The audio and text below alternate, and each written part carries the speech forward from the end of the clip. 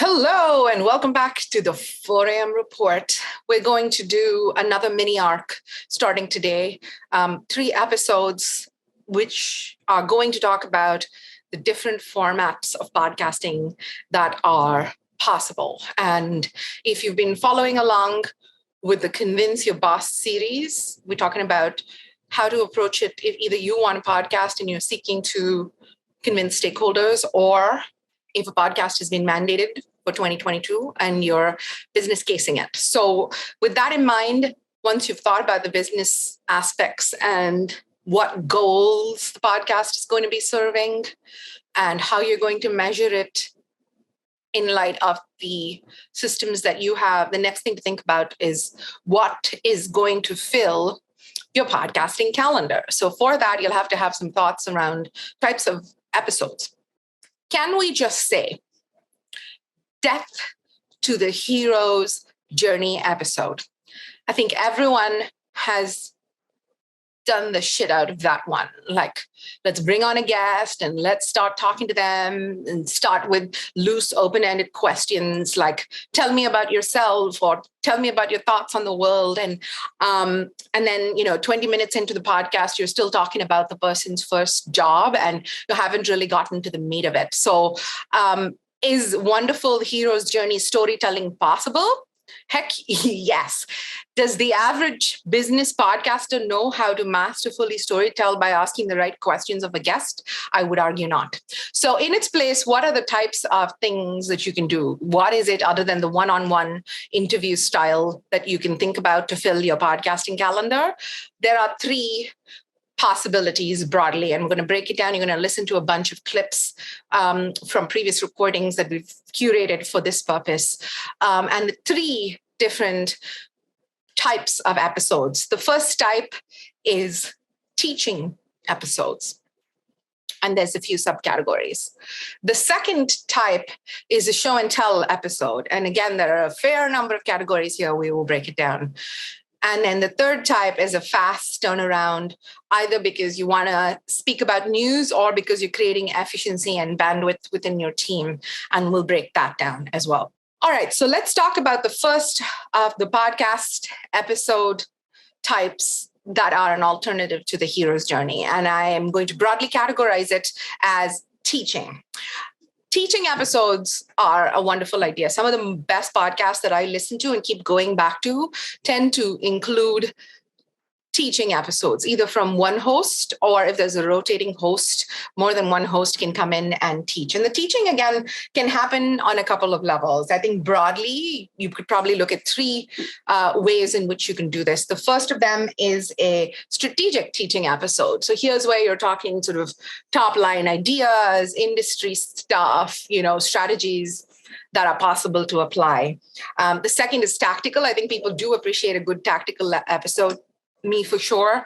There are many coaches that I follow and I go back to some of their tactical teachings and review them when I'm looking to set plans and so forth, as an example. So tactical. And the third type is a series or an arc, like I'm doing right now with this podcast episode, where you're covering a topic in a little bit more depth and there's a host or a subject matter expert of some type that's diving a little bit deeper and teaching.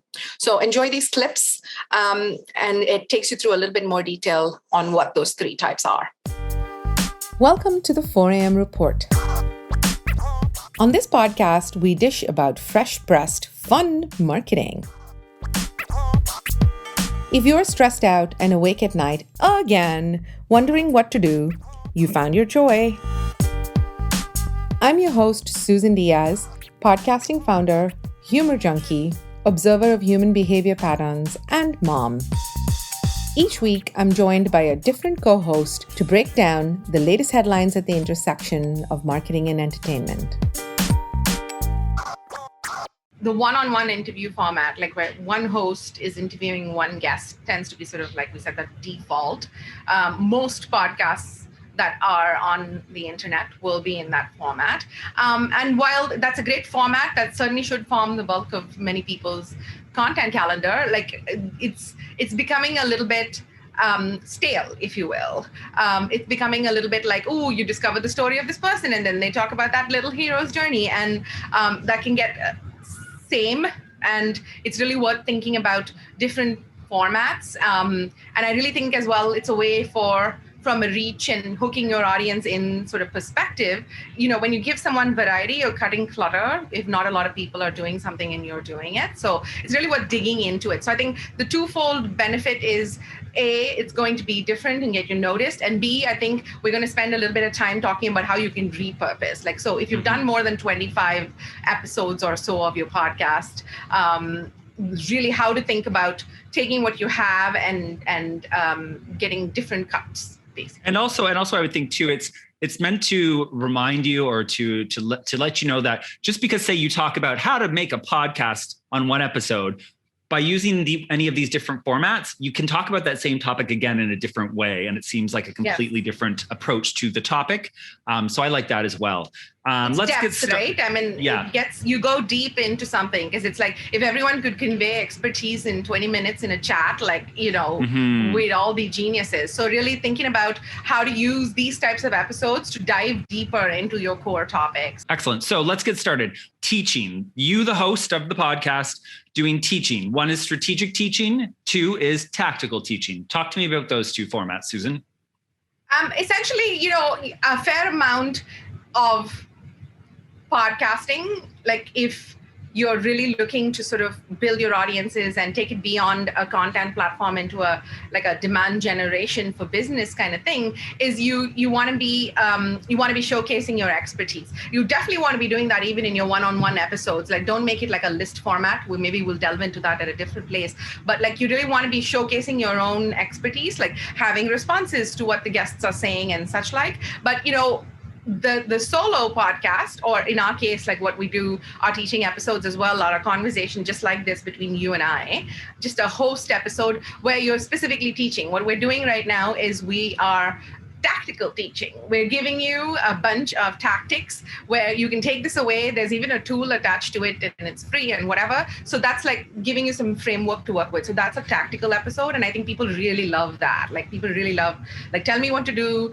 give me the blueprint and I'll run off with that. But that said, there's a lot of like strategic things that we do where we specifically talk about, the value of adopting a particular way of operating or a system, or like we talk often about audio and why that's going to impact people's businesses. So that kind of thing, I think that's what we mean by two different types of teaching episodes. Okay, the next one, which I love because it makes a production a little more efficient. If, say, again, we're going to talk about how to create and produce a podcast. Well, we could just record one 30-minute episode, but why not break it into 3 parts and create a 3-series arc? Part 1 is the strategy behind it. Part 2 could be the technical know-how, what you need to do. And then part 3 is going to be the distribution and getting some traction with your audience. So calling this next one a core topic series, basically an episode arc. Right, exactly. And then for some reason, the 3 seems to be like a little sweet spot. Like in design, like, designers will put 3 things on the wall or 5 things on the wall. There's something about 3 that seems to be a sweet spot. And the reason for splitting it is not just you need to look at it from the audience's perspective. You're breaking it down into a digestible format. It's not necessarily true that people don't like long form, but that said, how many of us are going to fit in an hour's commitment if the episode is indeed an hour long or whatever? So if it's over 30 minutes, we really encourage people to think about how you can break it up and make it a series, so that people know they're committing to going a little bit deeper, and you sort of subliminally work it into your day if you want it. Or if not, maybe you come back and discover one at one point, and then you'll have people go back and listen to the other 2, because that's what they're looking for in the moment, right? So that's, I think, important. And again, it does, it does give you some breathing room. If you are feeling tight on time and bandwidth, spending half an hour and breaking that recording into 3, a 3-parter, for all the reasons Susan gave, just for your own sanity. It gives you a little breathing room. It gives you a breathing room. We've got 3 now in the bank. bank, and you can next week maybe spend that half an hour doing something else that's important. So many reasons why we like that one. Susan, you were going to add something else to that? Yeah, no, that's such a good point. It's like, it's really about thinking about reducing your work. Most often people will tell you from a messaging perspective to peel it back. So when you're doing this kind of thing, you are peeling it back to giving them one piece of information at a time, right? And I think that's useful. Thank you for listening to the 4 a.m. Report. If you like what you're hearing, we'd love if you left us a 5-star review. Thank you.